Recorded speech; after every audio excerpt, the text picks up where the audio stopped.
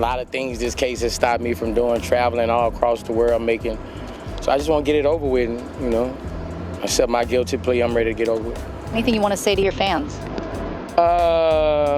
Just say a prayer for them. I just need prayer. I don't need nothing else. Well, Charleston White was celebrating you taking the plea deal. I think he even said he hopes you die in jail and stuff like that. Yeah, I heard.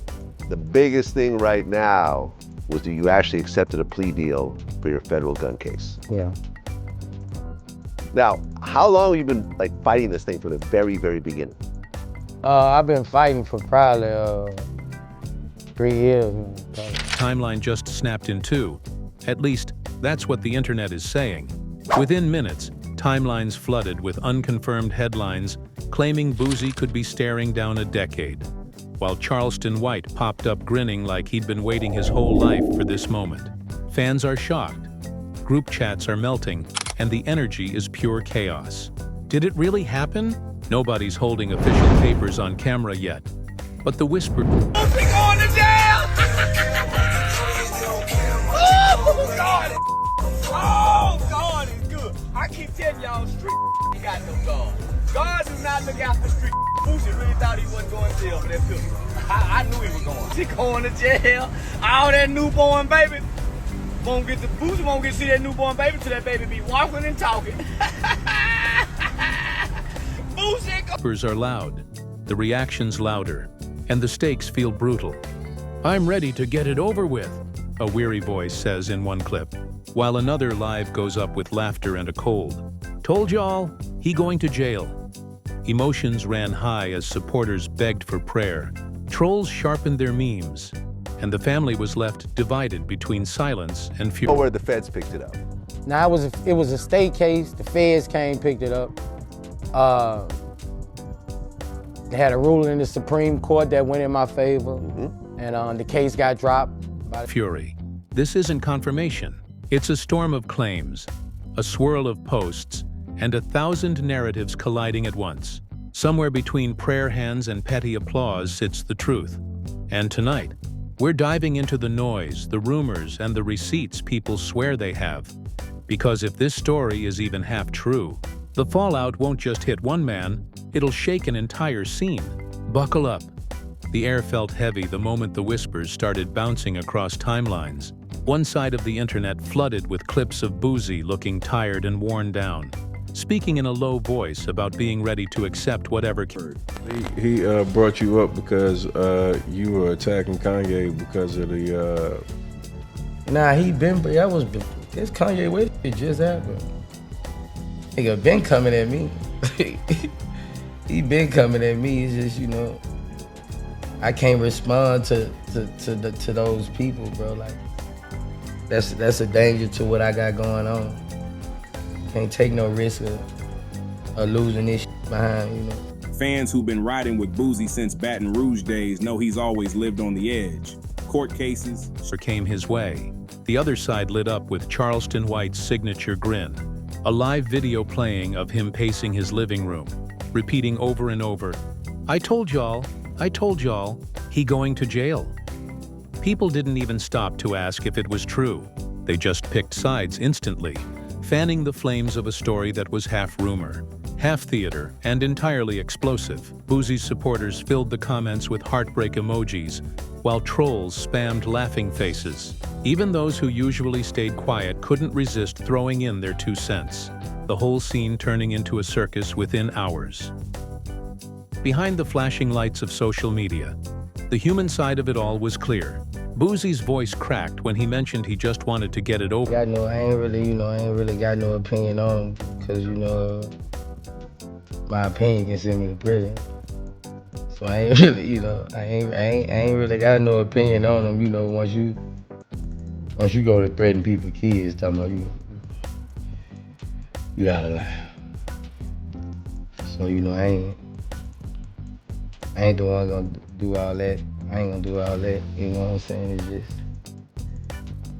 hey, you know, certain people you can't really express opinions on, and he one of those. You can't express how you feel because you might end up in prison. Yeah. Over with. You could almost hear the exhaustion pressing down on him. For years, he had been fighting case after case, dodging bullets both literal and legal, and now his tone carried a finality no one expected. "Just say a prayer," he told his fans, and it felt like a confession more than a request. He didn't ask for money, didn't ask for sympathy, just prayer. To his followers, that alone was enough to prove the weight of the situation. To his critics, it was weakness, something to be mocked, and Charleston was right there to twist the knife, telling his own viewers that God doesn't protect the streets, that Boosie had finally met the end he deserved. The tension deepened when old clips began resurfacing. Footage from 2023 where Boosie walked out smiling after charges were dropped popped up alongside tweets from Charleston mocking that very moment, saying the feds never forget. Now those words felt Oh, that them white folk, Boosie, you done got too much. You done let these niggas play you too, mother. This internet dumb and it. Say what little Tootie gonna do now? What little Tootie say? Listen, Vlad TV. Vlad post everybody going. Prophetic. People started editing together timelines of the entire saga. The arrest in San Diego, the first dismissal, the feds spinning back around, the endless online trolling. It all painted the picture of a man cornered, fighting shadows and accusations with dwindling strength. Commentators jumped in with fiery opinions. Some claimed this was the natural result. When someone drags kids into it.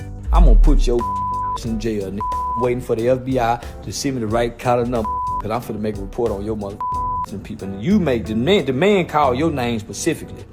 The promoter specifically said your mother ain't Lil Boosie. He implemented you and implicated you. Finna go to jail, back to jail. You gonna be on your knees, but them knees gonna be. Result of living recklessly. A man haunted by his past choices. Others argued he was being targeted, dragged through the mud because of who he was and what he represented. Either way, the debate grew more heated, pulling in fans, rivals, and neutral bystanders. And in the middle of this storm sat Boosie's family, caught between fear and fury. Friends close to him allegedly spoke about how the stress had been eating him alive for months, how nights at the studio turned into silent hours scrolling through his phone, avoiding questions he didn't want to answer. Whispers said his children asked. I feel, I trust in God, man. This is crazy. I get deeper than any court ruling. Charleston didn't care, of course. He doubled down, bringing up the kids by name, tossing cruel jokes that made even some of his supporters flinch. He said the newborn wouldn't know Boosie until the child could already talk, and his laugh echoed through streams as if this wasn't another man's real life, but some kind of reality show staged for his entertainment. The reaction from the culture was explosive. Podcasts turned their entire episodes into debates about what was happening. Barbershops buzzed. Public safety. I'm not a street kid. I'm not a criminal. I'm a kid who was raised to tell the truth. When my mama come in and say, son, what happened? Mama, I didn't do that. I got to pay for a lawyer. I got two lawyers, Carl Mallory and Louis Stearns. Louis Stearns became Judge Stearns, Judge Louis Stearns. But nigga, I had two paid for lawyers. My mama is a well-to-do mama. I'm just playing, I ain't playing. I'm an adolescent going through an adolescent stage of rebelliousness. I ain't no street. Hell yeah, I'm gonna tell on you. Buzzed with speculation. Was Charleston simply telling the truth others were afraid to say? Or was he an obsessed hater determined to destroy another black man's legacy? The split was sharp, and each side dug in harder as the hours passed. One moment, Boosie's name trended with hashtags demanding prayer and support. The next moment, memes circulated mocking his downfall. It was as if the internet couldn't decide whether to cry or laugh, so it did both. Louder and louder, until it became impossible to separate reality from performance. The personal stakes grew more vivid. You pulled the hammer back on the gun. And then what happened? With every passing comment. Fans who had been riding with Boosie since his Baton Rouge days felt betrayed by the idea of him folding, saying he should have fought until the very end. Others defended him, pointing out that no man can keep battling forever, that sometimes peace comes in surrender. God don't make mistakes, one of his posts read. And that phrase spread like wildfire, screenshotted and shared as proof of his acceptance. But even that got twisted. with trolls using it as a punchline.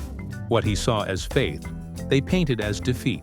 The cruel irony of it all was that no matter how he spoke, someone found a way to weaponize his words. Then came the whispers of betrayal within his circle. Rumors hinted that people once close to him had already started pulling away, distancing themselves in case the worst outcome became real. Promoters allegedly began canceling bookings quietly, not wanting their names attached to the chaos. One supposed insider claimed that calls were being made to line up new artists, replacing the slots that once belonged to Boosie. Whether true or not, the narrative spread fast, fueling the idea that even his allies were bracing for his downfall. Every rumor added another layer of drama, every screenshot another spark to the fire. Charleston, of course, capitalized on every angle. He told his audience he had been predicting this since day one, and that now everyone could see he was right. He laughed about the case being picked back up, claimed Boosie thought he could outsmart the system, and mocked the very idea of faith being stronger than the federal government. Fans who despised him couldn't look away, and those who admired his bluntness celebrated louder than ever. It was a twisted performance, equal parts cruel and captivating, and it worked. His name trended right alongside Boosie's, each feeding off the other's presence like locked enemies in a never-ending feud. The drama reached a boiling point when alleged phone calls from prison began circulating, with inmates supposedly telling Boosie they were saving him a bunk. Whether those calls were real or manufactured by the rumor mill didn't matter. The impact was immediate. People latched onto the image of Boosie being welcomed into a cell before he'd even been sentenced. And Charleston fueled it further by saying he'd make sure the feds knew everything they needed. He bragged about calling authorities, about keeping tabs, about playing his role in the bigger picture. And as much as people despised his words, they kept tuning in because the show was too wild to turn off. Online turned almost gladiatorial. Each new comment, each new clip, felt like a blow in an arena fight, and the crowd roared with every strike. Boosie's fatigue showed, his silence growing louder while Charleston's voice boomed without pause. The contrast made it even more dramatic. One man crumbling under pressure, the other thriving in chaos. And in the middle of it all, fans were left questioning which version of the story was true, and how much of it was just entertainment being fed to them like a never-ending soap opera. What was undeniable, though, was that emotions ran high, and the family was left divided, stuck between faith, fear, and fury. The noise didn't settle. It only grew sharper. As the dust from those first explosive reactions lingered, a darker layer of the story began weaving its way across feeds. Voices close to Boosie whispered that he had been restless for weeks, pacing hallways, speaking in half sentences, and disappearing into his phone late at night. It wasn't just the case hanging over his head. It was the feeling that everyone was watching, waiting for him to stumble. Some even claimed that old friends had already started cutting ties quietly, pulling back to protect their own reputations. Whether that was real or just more gossip didn't matter. The perception alone stung like betrayal. Fans noticed who spoke up for him and who stayed silent, tallying names like it was a scorecard. The silence of certain collaborators became as loud as any insult. White thrived in this storm. Every live stream was a performance, every post a dagger. He thought he could cheat the system, he chuckled to his audience, pacing in front of his camera. Nah, the system don't forget. They waited, they circled back, and now look, got him. He spoke like a man narrating a play he'd been rehearsing for years. Viewers tuned in not just for the words, but for the energy, the smug smile, the way he leaned into the chaos with a confidence that dared anyone to challenge him. And still, what made it hit harder was the cruelty he laced into every statement. He didn't just say Boosie might be gone for a decade. He painted vivid pictures of what he'd miss.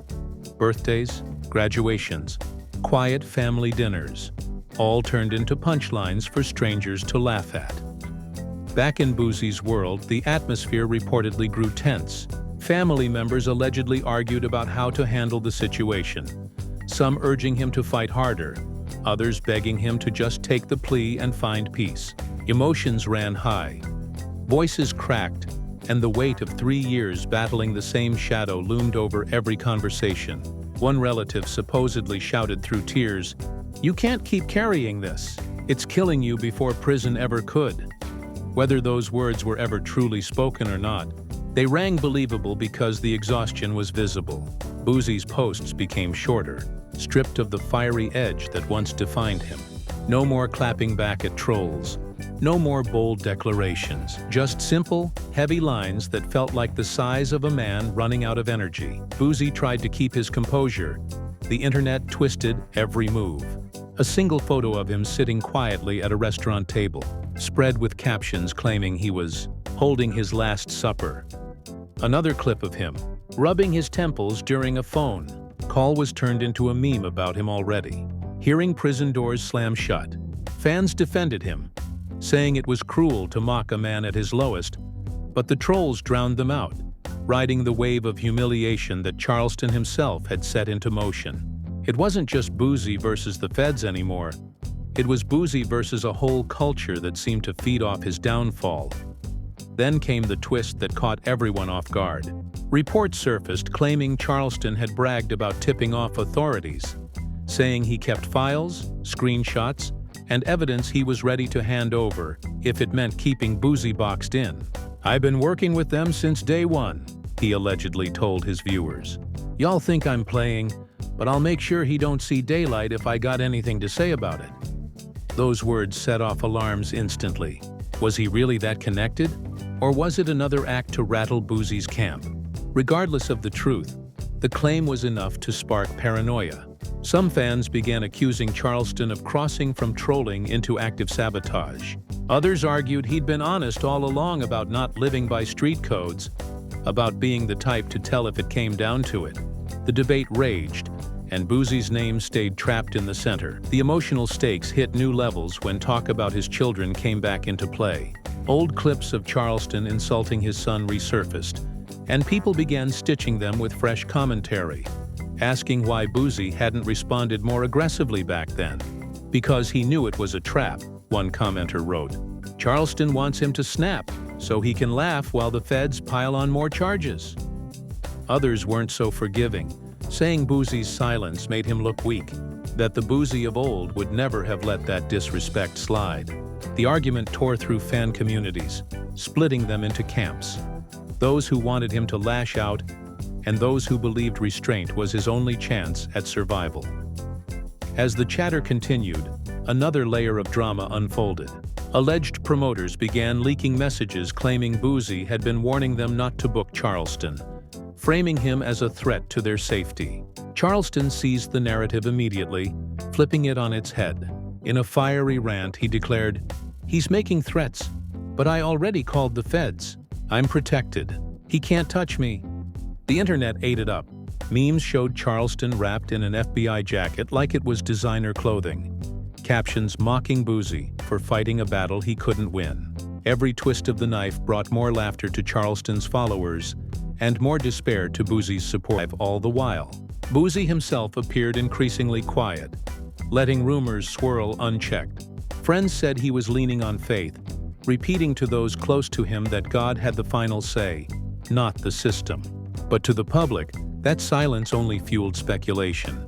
Some said he was strategizing, preparing for a major announcement. Others claimed he had already resigned himself to his fate. Either way, the energy surrounding him shifted from confidence to caution, from fiery defiance to weary acceptance, and that transformation became part of the drama itself. Fans whispered about how different he looked, how the spark that once defined him had dimmed. Charleston naturally turned even that into a weapon, mocking him for appearing broken, claiming victory before the gavel even hit. The stage was set for an even uglier showdown, and the whispers showed no signs of slowing. The storm only thickened as days turned into nights, and the whispers became harder to ignore. Every corner of the internet buzzed with takes, each one louder than the last. People who had never cared for Boosie's music suddenly acted like experts on his life, while longtime fans clung tighter than ever, posting prayers, old videos, and memories of concerts that now felt like relics from a different era. The weight of a possible 10-year stretch hung over every conversation like a shadow. But the loudest echo still came from Charleston White, whose antics made it seem like he'd been waiting his entire life for this headline to break. He wasn't just commenting, he was celebrating, spinning the story into his own personal victory lap. He hopped on another live, sipping from a glass and smiling so wide it looked unnatural. "I told y'all," he repeated, his tone almost sing-song. He thought he could dodge forever, but the streets don't have no guardian angels. God don't protect the wicked. Nah, he protect people like me. Boosie? Boosie about to learn the hard way. The comments flooded with both cheers and jeers. Some typed preach, while others begged him to shut up. But Charleston fed off it all, his energy rising with every notification, his name once again locking itself to Boosie's like a chain. Neither of them could break. Behind the screen, though, the cracks in Boosie's circle grew wider. Rumors spread that even some of his closest confidants were questioning how much longer they could stand by. One alleged associate claimed promoters had stopped picking up calls, that whispers about insurance clauses and canceled shows were now becoming daily headaches. Family, too, reportedly clashed over how to respond. Some urged Boosie to fight for his reputation, to make a stand and prove his innocence no matter how long it took. Others begged him to keep his head down, to protect what little peace he had left. Those arguments allegedly spilled into screaming matches, doors slamming, voices breaking. "We can't lose you," one relative supposedly cried. "Not to them, not to him, not to this." The pressure wasn't just legal, it was personal, suffocating, and merciless. And through it all, Charleston's voice echoed like a cruel soundtrack. He didn't just stick to mocking Boosie himself. He circled back to old insults, dragging his children, his health, even his faith into the crossfire. At one point, he allegedly quipped during a live, "That man's prayers won't save him. Insulin can't save him. Nothing gonna save him now." Fans recoiled at the sheer coldness, but the clip went viral, shared across platforms, dissected on podcasts, debated on late-night streams. Once again, the internet couldn't look away, and Boosie's silence only made the noise louder. By now, the beef between them wasn't just personal. It had become a spectacle woven into the culture itself. It bled into music forums, into talk shows, even into gaming streams where random hosts debated whether Boosie was the victim of a system gone too far or the architect of his own downfall. Every conversation seemed to circle back to the same haunting question. Had he finally run out of luck? The tension reached boiling point when unverified reports circulated that inmates already inside were taunting him, allegedly telling friends on the outside, "We saving him a bed." Whether it was real or not didn't matter. The image of Boosie being welcomed into prison before ever stepping inside burned into people's minds, fueling memes and think pieces alike. The betrayal narrative deepened when whispers hinted at people turning their backs. One supposed leak suggested that Charleston wasn't lying when he said he had ties feeding information. Screenshots floated around claiming phone calls had been made, documents shared, details passed along to keep the fire burning. The authenticity was never proven, but the idea alone was enough to turn paranoia into reality. Fans argued endlessly. Was Charleston orchestrating Boosie's downfall from the sidelines? Or was he just amplifying the inevitable? Either way, his presence loomed large, and Boosie's weary silence did nothing to shift the spotlight away. And yet, for every troll laughing, there were still thousands rallying behind him. Hashtags of support trended, fans posting lines about resilience, survival, and redemption. Old songs resurfaced, lyrics dissected as if they held hidden prophecies. "He told us years ago he was fighting demons," one fan wrote. "We just didn't know the demons would look like this." That emotional pull kept the story from being a one-sided slaughter. Boosie wasn't just a man facing a sentence. He was a symbol to those who believed in second chances, in comebacks, in the idea that no matter how dark the night, dawn always arrived. But as the digital war raged, Charleston only grew bolder. He began mocking not just Boosie's situation, but his fans too, calling them blind, naive, and delusional. "Y'all praying for a ghost," he laughed. "He done already folded. I said it before, I'll say it again. He not coming back the same, if he come back at all." The comments section exploded. some praising his honesty, others vowing that Boosie would rise bigger than ever, that this was just another chapter in a story still being written. The division was sharp, the energy electric, and the narrative far from over. What made it all even heavier was the feeling that this wasn't just about Boosie anymore. It was about the culture's appetite for drama. The way lives became content, pain became punchlines, and every misstep became fuel for clicks. The weight of it settled over everyone watching, but no one looked away. The whispers grew louder, the debates fiercer, and Boosie's future more uncertain with every passing hour. The storm refused to die down, instead morphing into something darker, something bigger than Boosie himself. The rumor cycle spun like a machine that couldn't be shut off. Every day brought new claims. One blog reported that paperwork proving the 10-year sentence was already filed. Another swore up and down that Boosie was still negotiating behind closed doors.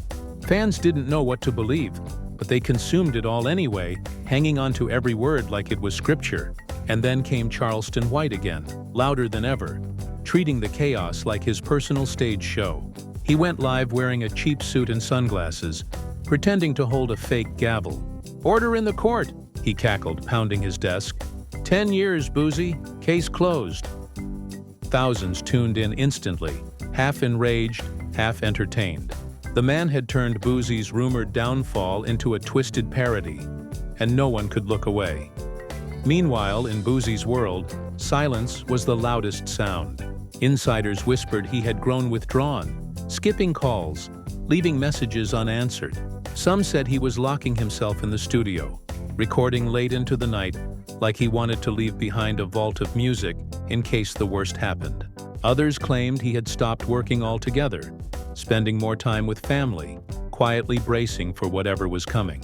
The split in narratives only deepened the suspense. Was he preparing for a comeback or preparing to disappear? The tension gnawed at fans who scrolled endlessly, desperate for clarity that never came. Every new rumor felt like another stab wound, another reminder of how fragile legacies can be when the internet decides to turn them into spectacle. The drama turned almost cinematic when people began splicing old footage of Boosie's past trials with Charleston's current rants, making it look like the two were locked in some endless duel across time. One edit showed Boosie walking free from court in 2023, immediately followed by Charleston shouting, "He going to jail," in 2024. The clip went viral, captioned, "Prophecy fulfilled." Even fans who hated Charleston admitted the timing made it chilling. Podcasts dedicated entire episodes to dissecting the feud, some treating it like comedy, others warning that this obsession with humiliation was dangerous. "This isn't just trolling anymore," one host said. "This is psychological warfare, and the internet is the battlefield." Boosie's children inevitably became part of the storyline again, whether they wanted to or not. Clips of them on social media surfaced with captions, speculating how they were handling the news. Strangers debated whether they looked sad, whether they seemed angry, whether they had inherited their father's toughness or his vulnerability. It was invasive, cruel even, but it fueled the fire. Charleston took advantage as expected, taunting about how Boosie's kids would grow up with their father behind bars, smirking as he claimed he'd predicted their future too. The comments exploded with disgust, but also with shares. The outrage only spread his voice further, the hate feeding the machine just as much as the laughter did. Then came a plot twist that sent everything spiraling. A leaked recording, allegedly of a private conversation, began circulating online. The voice, sounding weary and low, was claimed to be Boosie himself saying, "I just want it done. I don't care anymore. Let them write what they want." Whether the tape was real or a fabrication didn't matter. It spread like wildfire. To fans, it sounded like resignation, like a man already carrying chains in his heart before the judge ever spoke. To trolls, it was confirmation of defeat, fuel for another wave of memes and jokes. Charleston couldn't have asked for better material. He replayed the clip on his stream, pausing every few seconds to laugh, to mock, to remind his viewers that this was the moment he had been predicting. "That's the sound of a man broken," he declared. and y'all thought he was untouchable.